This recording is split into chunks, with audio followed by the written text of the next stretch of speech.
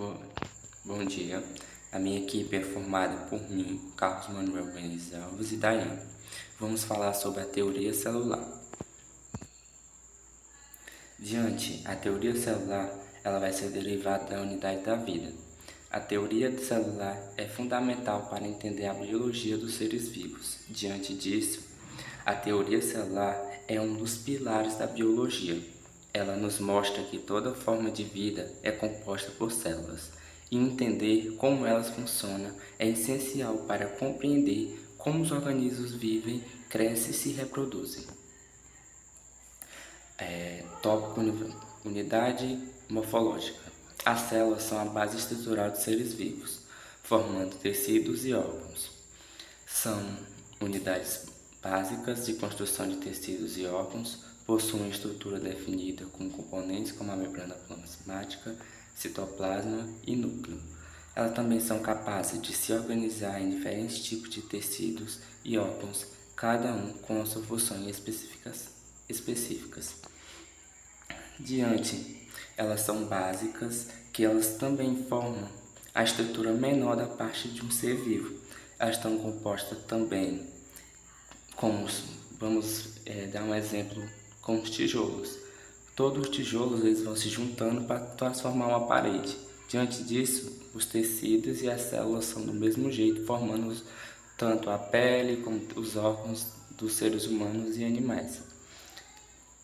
Cada célula possui a membrana plasmática e citoplasmática e o núcleo, e se organizam em tecidos com funções específicas, como está descrito aqui na imagem, que demonstra tanto como acontece o tecido da perna, do intestino, do coração, dos ossos e do sistema nervoso. A unidade funcional. A unidade funcional é além da estrutura, as células também têm funções essenciais, por isso são consideradas unidades funcionais da vida. Elas realizam o metabolismo, respondem aos estímulos, se reproduzem e mantêm o equilíbrio interno do organismo. Isso se chama de homeostase. A célula também ela é responsável pelas funções vitais de um organismo, como a nutrição, a respiração, a reprodução e dentre outros. A homeostase é a manutenção do equilíbrio interno dos organismos, diante que vamos ter como explicação os glóbulos brancos, quando estão muito abaixo, as doenças, as bactérias atacam o sistema imunológico das pessoas, fazendo com que as pessoas fiquem doentes. Os exemplos reais. A célula trabalha para proteger o organismo e regenerar tecidos danificados. Como, por exemplo, na prática, podemos ver as células atuando quando o nosso corpo se regenera, após um corte ou quando os glóbulos brancos nos defendem de doença. Esses são exemplos reais que podem dar importância das células no nosso dia a dia. Quando a pessoa se corta ou faz uma cirurgia, a própria pele, como as células, elas fazem o regeneramento, fazendo com que aconteça a formação de uma crosta da pele, formando aquela casca da ferida, que muitas vezes as pessoas arrancam, prejudicando também a regeneração daquele local que está ferido. O histórico da teoria celular. Foi demonstrado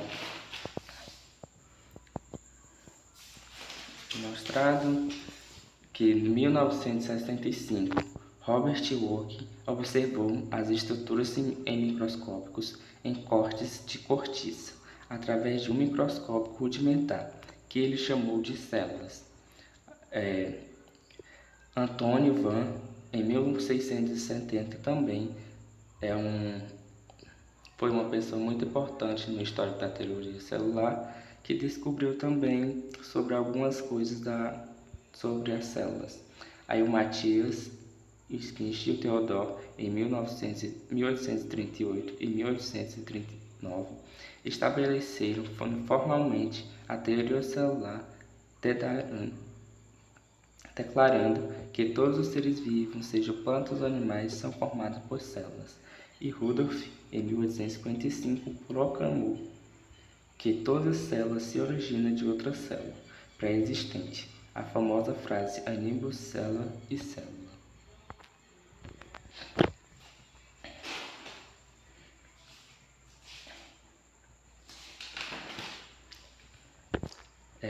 Os princípios da teoria celular.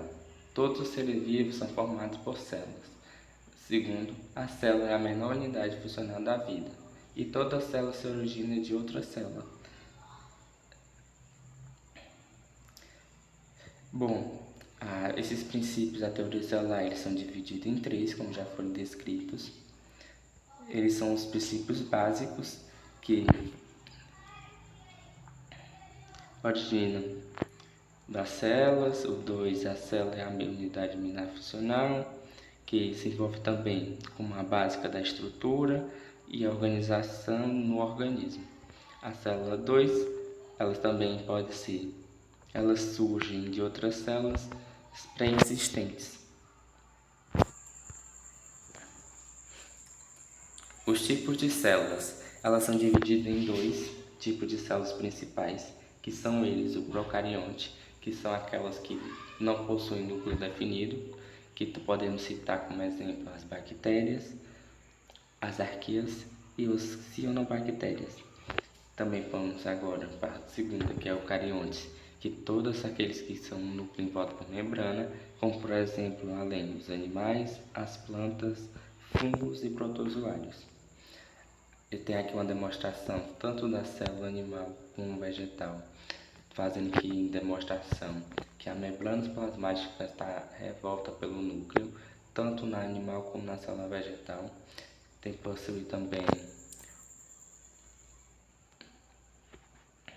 Possui também os núcleos bem definidos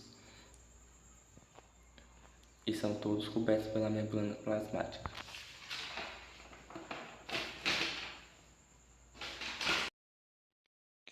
Metabolismo celular.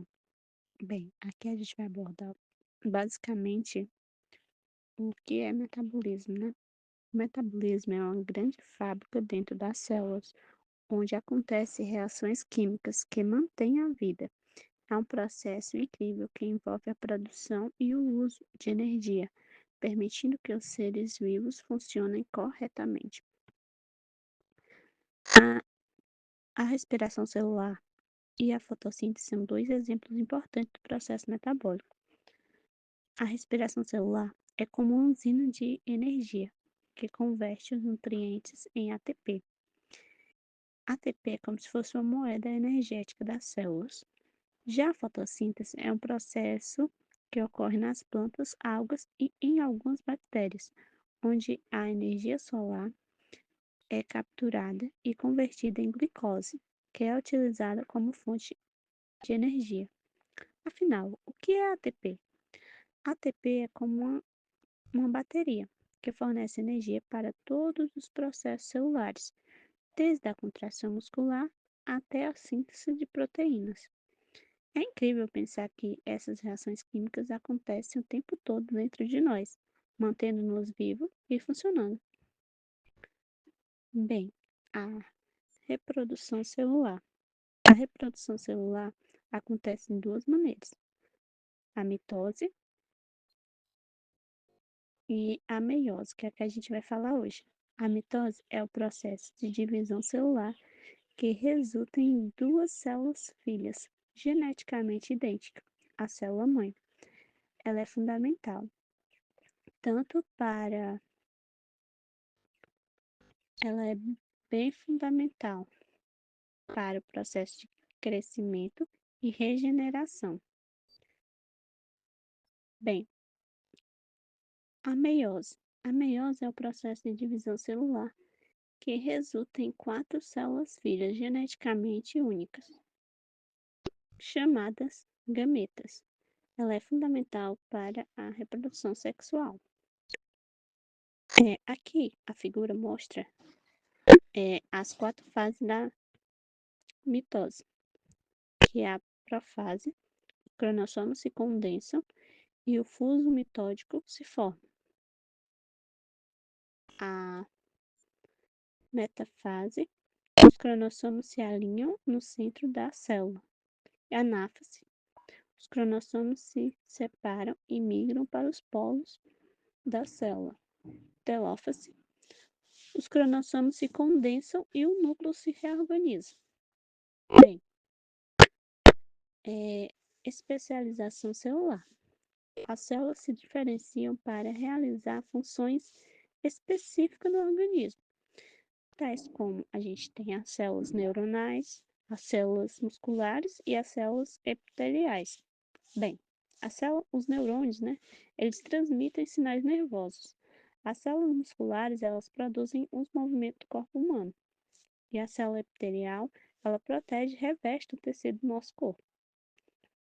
Essa especialização permite com que o tecido e os órgãos funcionem corretamente, ou seja, essa especialização elas são fundamentais para que o nosso organismo e os nossos tecidos eles funcionem da maneira correta. Bem, agora vamos para as células-troncos. Afinal, o que é célula-tronco? As células-tronco são células indiferenciadas, que têm a capacidade de se formar em diferentes tipos de células e tecido do corpo. Elas são fundamentais para desenvolver os reparos do tecido. A importância na medicina regenerativa das células-troncos. Elas têm essa capacidade, a capacidade de reparo dos tecidos danificados. As células-troncos elas podem ser utilizadas para reparar tecido danificado ou lesionado, como no caso de lesões cardíacas ou neurológicas. Aí elas também são utilizadas para tratamento de doenças. As células-tronco podem ser utilizadas para tratamento de doenças degenerativas, tais como o Parkinson e o Alzheimer. E além disso, as células-tronco elas podem ser utilizadas para desenvolver terapia personalizada. Ela pode ser utilizada para desenvolver justamente essa terapia personalizada para pacientes específicos. Bem, agora vamos para a importância da teoria celular. Afinal, o que é a teoria celular, né? E qual o papel dela? Bem, a teoria celular é justamente esse estudo das células. E as teorias celulares elas desempenham um papel crucial na compreensão das doenças e no desenvolvimento de tratamento eficaz. Ao estudarmos as moléculas biológicas, podemos entender melhor a causa dos mecanismos das doenças, o que permite criar terapias mais precisas e eficazes. Além disso, a teoria celular ela tem aplicações em diversas áreas, como genética, microbiológica, a medicina, a biotecnologia. Ela nos permite desenvolver testes de diagnóstico preciso e criar produtos e tecnologia inovadores. Em resumo, a teoria celular ela é fundamental para o avanço do conhecimento sobre a vida e a melhora da saúde do corpo humano, não é isso? Bem, aqui a gente tem alguns exemplos reais. A cicatrização de feridas. A divisão celular ela é fundamental para o processo de cicatrização, onde as células se multiplicam para o reparo do tecido danificado. Onde tem aí essa gravura com as fases, né, da cicatrização. É justamente isso.